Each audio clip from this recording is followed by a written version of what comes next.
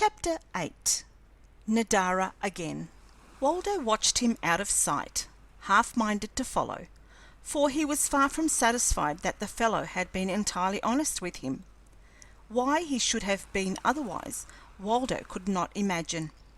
But nevertheless, there had been an indefinable suggestion of duplicity in the man's behaviour that had puzzled him. However, Waldo took up his search toward the west, passing down from the hills into a deep valley, the bottom of which was overgrown by a thick tangle of tropical jungle. He had forced his way through this for nearly half a mile when he came to the bank of a wide, slow-moving river.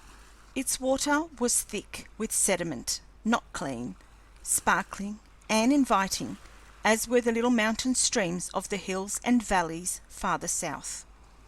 Waldo travelled along the edge of the river in a northwesterly direction, searching for a fjord. The steep, muddy banks offered no foothold. It was the fine and dainty outline of a perfect foot, with the arch well defined. It was new, as were many of the others, and like the other newer ones, it led down to the river and then back again, as though she who made it had come from water and then returned from whence she had come. Waldo knew that the tracks leading away from the river were the newer, because where the two trails overlapped, those coming up from the ford were always over those which led downward. The multiplicity of signs indicated a considerable community, and their newness the proximity of the makers. Waldo hesitated but a moment before he reached a decision, and then he turned up the trail away from the river, and at a rapid trot followed the spoor along its winding course through the jungle to where it emerged at the base of the foothills, to wind upward toward their crest. He found that the trail he was following crossed the hills but a few yards from the spot at which he had met the caveman a short time before. Evidently the man had been returning from the river when he had espied Waldo. The young man could see where the fellow's tracks had left the main trail, and he followed them to the point where the man had stood during his conversation with Waldo. From there they led toward the east for a short distance, and then turned suddenly north to re-enter the main trail. Waldo could see that as soon as the man had reached a point from which he would be safe from the stranger's observation, he had broken into a rapid trot, and as he already had 2 hours' start, Waldo felt that he would have to hurry were he to overtake him.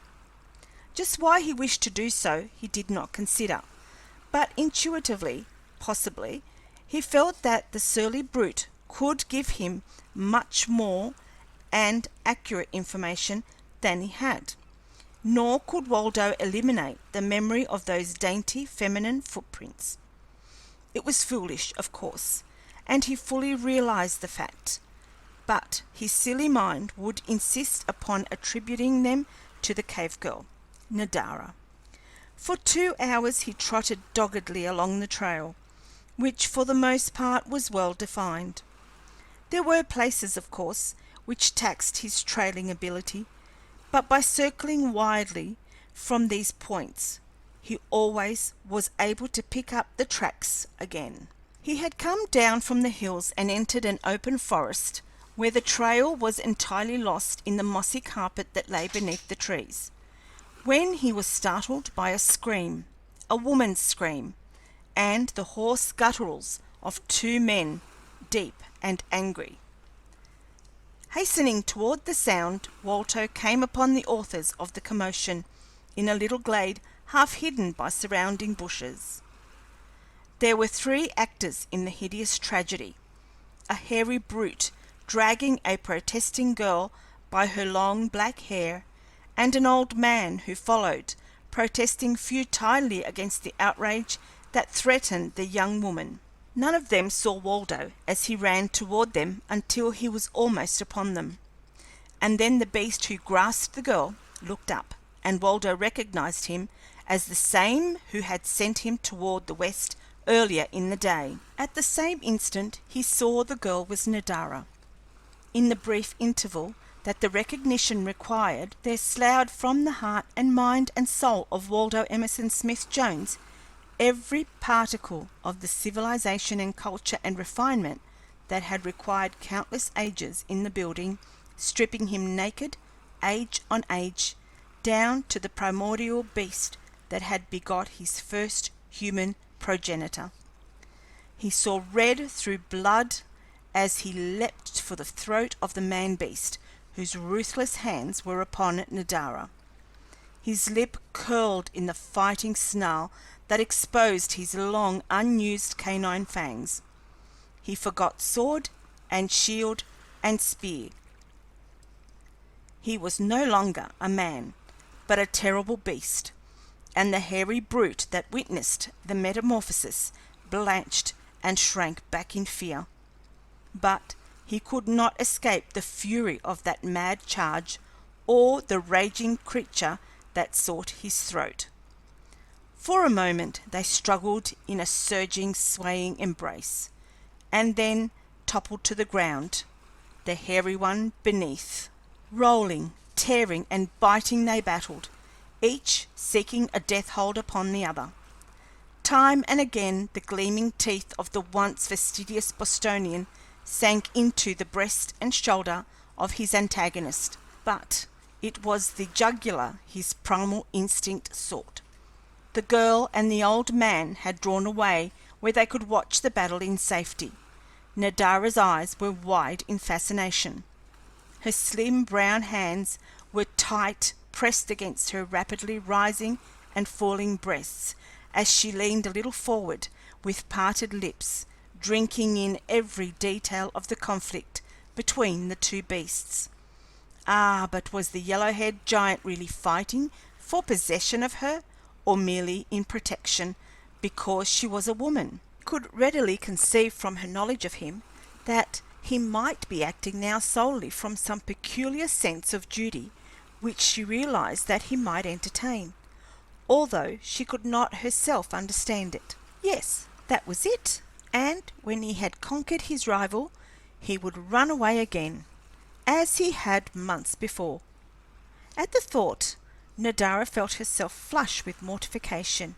No, he should never have another opportunity to repeat that terrible affront.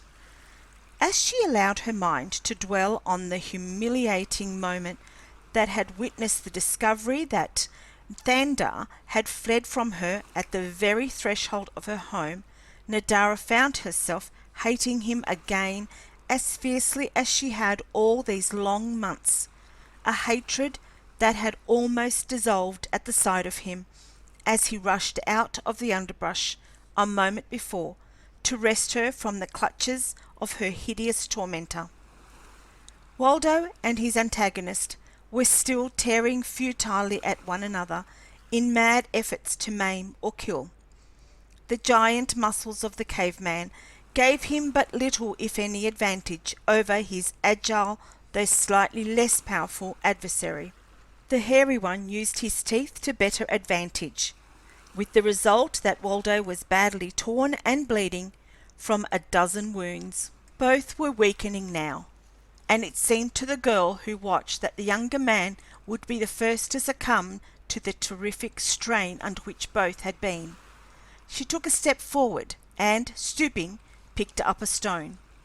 Her small strength would be ample to turn the scales as she might choose.